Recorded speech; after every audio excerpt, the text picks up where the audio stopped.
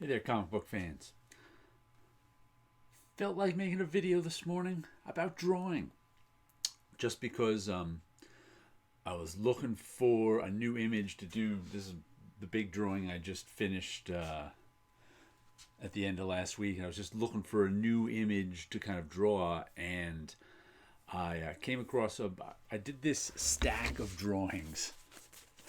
45 drawings. I did them from November 18th through December 27th. That was in the first and last one of this past winter, in 2019. And it's funny, I remember doing these kind of fast and furiously, 45 of these 6x9 drawings in a little over a month. And then I kind of just put them away. I put them aside because, like I said, sometimes I get really into doing something, and then it kind of passes, and I put them aside, and I'm like, I'm going to use those for something later. And later is finally coming, and I decided to look through them this morning. I glanced at a couple of them and said, I think I'll make a video looking through them. I'll tell you, these all came from my sketchbooks, where they start out as these little drawings right here. And I've been doing one a year this is 21 years. So for 20 years, I've gotten one of these a year done. Sometimes I draw in red. So I just pull one of these books off my shelf. Sometimes I draw in blue. Mostly it's black though. Pull one of these books off my shelf. Look for some images I want to work in. And this time, get a 6x9 piece of paper, and then I blow up and print out the image on this. This is a Bristol board. I print it out and then just draw right over top of this. And with these ones, there was no pencil. It was just ink. I was either using a brush. That's a Raphael #3 sable hair brush. It's one of the more expensive ones. Or I was using this Neo Pico Line 2. I get these from jetpens.com, and I've been refilling this one with. As a matter of fact, let me show you. I actually refill these ones with Rapidograph Technical Pen ink, and you just have to touch this one. Sometimes you can pull the sponge out, but this one's got such a big tip on it that I just tip drops of ink into the tip, and then it fills down into the sponge. So that's how I refill that one. If we want to look through some of these, like I said, I'm looking for the next big image I'm going to do. Oh, that one's weird. So I don't remember any of these. Like I said, I did these last November and December, and I'm looking through them going, wow, I don't remember. It's funny when I do so many of something. This one I think I remember. When I do so many of something and then just don't remember it. I like coming up with images. That's my favorite thing about artwork, is kind of the imagery. Coming up with sort of imagery. Well, that was pretty neat. Coming up with new imagery and different imagery and stuff that I kind of haven't seen before. Oh, there's a weird face. Like, which is kind of why I don't like drawing like established characters. Like I occasionally do like Batman or Spider-Man or something, because with them, coming up with new Spider-Man imagery is really, really, really hard, because so many people have drawn so many Spider-Man drawings for so long, and it also has to be recognizable. Spider-Man. I mean, see this right here? I could say that's a Spider-Man drawing, but doesn't look anything like Spider-Man, so it's obviously not a Spider-Man drawing. So if your imagery is too new for sort of established comic book characters. Oh, that was pretty neat. I like that one. Piano key, decorative. And you can see all my influence in these too. I'm very influenced by, I was just writing this on YouTube, by comic book art, surrealism, and also art of ancient civilizations. I love art from like ancient Egypt, the Maya, the Aztecs, ancient Celtic art from Africa. I love all that old stuff. Japan, China. I just love all the art that goes back in time. So I've got to pick one of these. That was pretty wild. That reminds me of somebody. That reminds me of some cartoonist. I don't know who.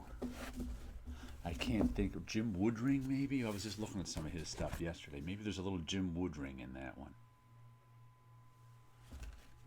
That's funny. I drew a... You don't always know who your influences are either. I can remember I did... in the 90s, I self-published a bunch of comics. I also did mini-comics, and it was... Dean Haspiel, the kind of king of mini-comics back in the 90s, who I also know from... He went to college with me. He described one of my stories as looking like it was drawn by Herb Trimpe by way of the East Village. And I had never ever thought of Herb Trimpe as an influence before, but I looked back at the story and went, I can see what he means by that. So I was like, you never know. That one's weird. You never know how things are going to come out. You never know how your influences are going to come out. People you didn't think influenced you at all. In some drawings, the influence can come out. Well, that's interesting. A little Face in the Vase thing going on with those two faces and the baby. Oh, I like that one. That one looks like it was drawn by this pen. I can tell just by if the line is just kind of one even weight, it's probably a pen. If there's variation in the line weight, it's probably the brush. Like this one right here is obviously the brush. It's got tons of line weight variation. And this one is probably the brush too, just by how thick the lines are. That's a pretty wild one. Lots of texture in there. So again, that looks like the brush because there's lots and lots of line weight in there. Another brush one, guy with his crazy arms going around. That one looks like the pen because I can see even line weights throughout it mostly. Brush as our guy is standing sideways. Brush because and usually the extra thick line weight is also a brush too because it's easier to get thick line weights with a brush than a pen. And sometimes I use more than one, but like this, I can tell that these little circles down here are done with one of my sign pens, also refilled with this ink. Sometimes you can tell too because this ink is matte. More matte than the other ink I use, which is a little glossier.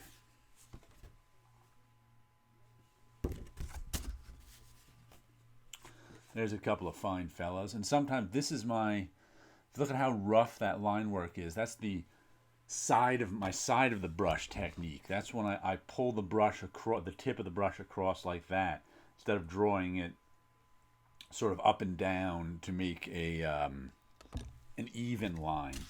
I sometimes make a rough line by going sideways.